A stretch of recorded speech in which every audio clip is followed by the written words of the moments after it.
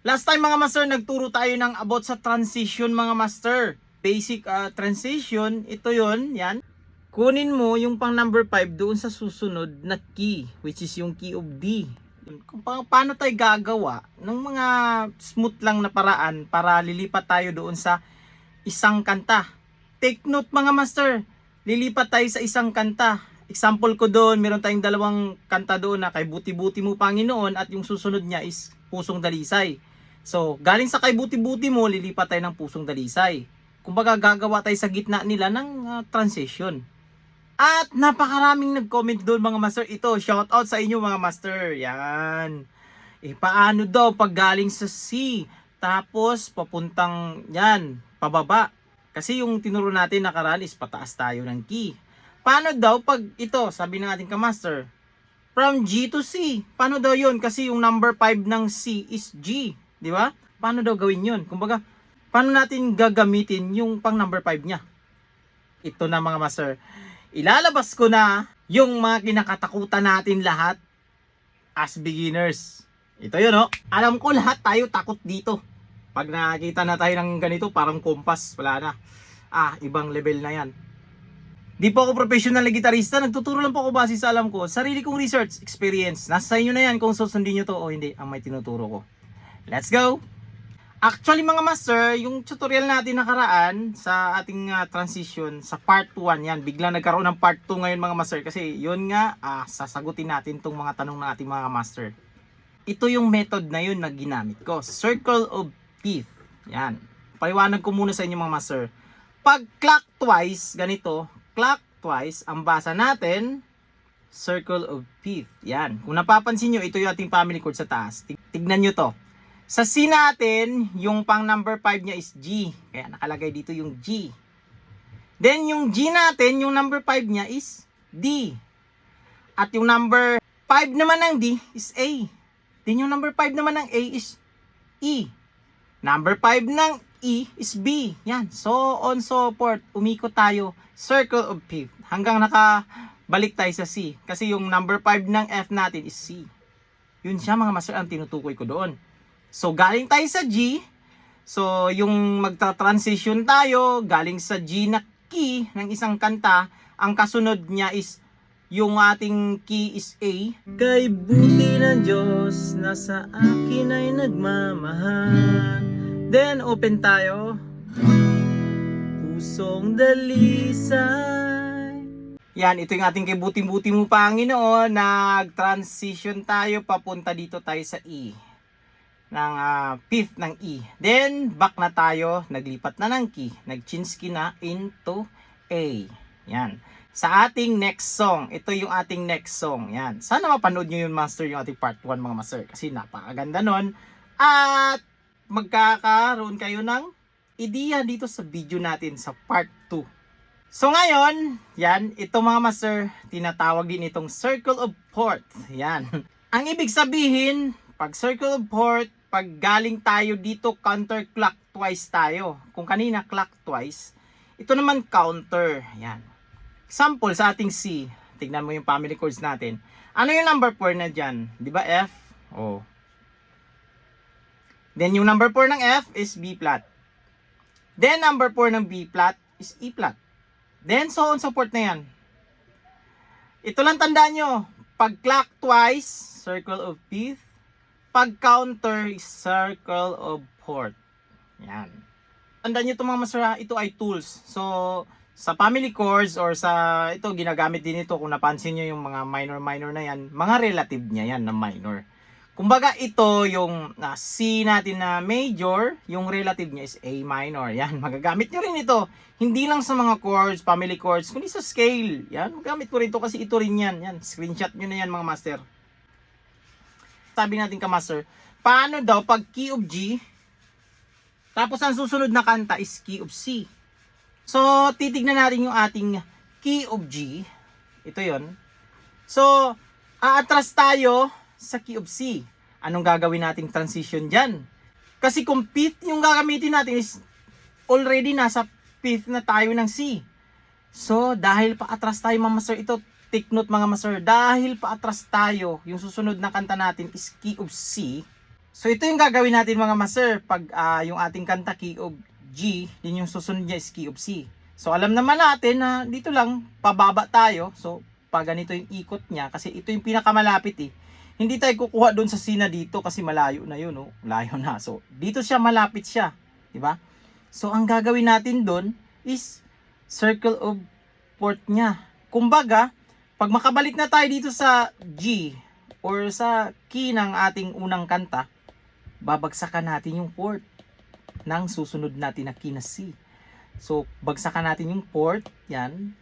Then, mag-o-open tayo ulit sa fifth. Yan, ganun. Parang ganito siya, oh. Yung gagawin natin kay Buti-Buti Mo Panginoon pa rin at Pusong Dalisay kagaya ng ating part 1. So, sa kay Buti-Buti Mo Panginoon, gawin natin key of G. Tapos yung ating Pusong Dalisay is key of C. Itong gagawin natin. Buti-buti mo Panginoon sa lahat ng oras. Yan. So, ang gagawin natin yung sa last part, doon na tayo mag-transition. Yan. Ang iyong kawa ay magpasawalang hanggan. Then, number 4 tayo ng key of C. Meron tayong F. Pasukan na natin dito. Ito yung transition natin. Mag-F tayo. Tapos G. Pusong dalisay ang aming nais. Malikhain, O Diyos. Ganun siya. Napakadali lang to actually. So, magbigay pa tayo ng example. Halimbawa, nasa key of A tayo. Then, pupunta tayo sa key of D. Yan. Yung gagawin nating key, yung A. So, sunod pusong dalisay is D. So, ang gagawin ko, galing ako dito sa A. So, paatras ulit. Ganun kanina. So, magbagsak ako dito sa aking G, which is yung fourth ng ating D. Then, ibabalik ko sa A. Kasi siyempre, fifth na siya ng ating D. So, ganito siya. Ang iyong kawa ay magpasawalang hanggan. Yan. Bagsakan ko na yung fourth ng D. Yan. Para pasok na tayo ngayon. Ito, pasok na tayo sa family chords ng D. Then, babagsakan ko yung fifth ng D. Yan. Pusong dalisay ang aming nais. Malikhain, O Diyos, para sa amin. Mag-random tayo. So, example, key of F tayo. Yung ating kay Buti-Buti Mo Panginoon. Then, yung ating susunod na key is, lagay natin dito sa pinakamalayo. Yan, oh. Key of B. Yan. So, malayo siya, di ba? Kumbaga, nasa gitna sila. Ngayon, ang gagawin mo dyan, circle of fifth or circle of fourth. Ganun lang yan. Depende sa'yo. Kaya nga mga master, ang transition natin is depende yan sa'yo kung saan nag-work. Kay buti-buti mo Panginoon sa lahat ng oras. Yan. Yung last part niya, ang iyong kawa ay magpasawalang hanggan. Pwede tayong mag-circle of fifth. Yan. So, circle of fifth, ano yung nasa fifth ng ating B? Yan. Yung fifth niya is meron tayo dyang G flat. Or yan din yung kilala nating F sharp. Yan, para hindi tayo malito. Ang iyong kawa ay magpasawalang hanggan. Pusong dalisay ang aming nais. Malikhain, O Diyos. Taas na sa boses ko mga master. Pero kita nyo mga master, nakita nyo yung idea na nagwo-work ito. Sinabi ko kanina pwedeng yung fourth niya, then pupunta tayo sa fifth. Ganun din. So dito tayo sa last part ng kay Buti-Buti Mo Panginoon, key of F. Yan. So, may B flat tayo dyan. Ang iyong kawa ay magpasawalang hanggan. So, ito na yung sinasabi ko na pwedeng gamitin natin yung fourth at saka fifth. Yan. So, this time gagamitin ko yung fourth para makabuelo ako. Din babagsakan ko yung fifth na G flat. So, then G flat.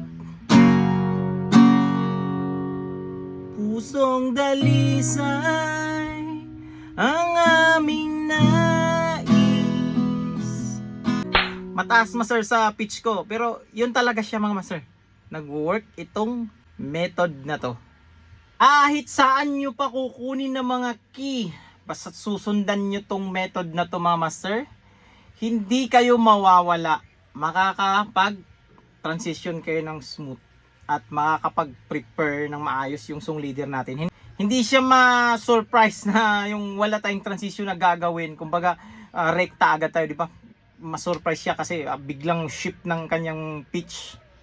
Maganda pa rin na meron tayong mga chords na mag-pre-prepared. Yan. Actually, itong mga chords na to, yung transition tayo, yung mga ginagamit natin doon, yung fourth, fifth, doon, is mga preparation chords para makapasok tayo doon sa key. Or sa susunod na kanta na iba yung key. Yan. So, take note mga master ha. Itong circle of fifth at fourth natin is tools ito mga master. Yan. Tools ito. Hindi ito yung sabihin natin na ito na yung foundation, ito na yung hindi. Tools siya. Kaya ngayon, pag makakita na kayo ng ganito, wag na kayong matakot. Marami pa ang mga magagawa nitong circle of fifth at fourth. Nilabas ko lang siya. Kasi dahil ang daming mga kamaster natin na nangangailangan ng sagot doon sa ating part 1 ng transition. Basic transition lang yun mga master ha. So marami pa tayong magagawa dito mga master. Pero siyempre as beginners, ito lang muna ang mai-share ko sa inyo ngayon mga master. So huwag itong kalimutang i-share sa mga kaibigan nyo, kakilala nyo na mahilig din sa gitara. Hanggang dito lang, this is Smart Music. God bless you all. Peace out.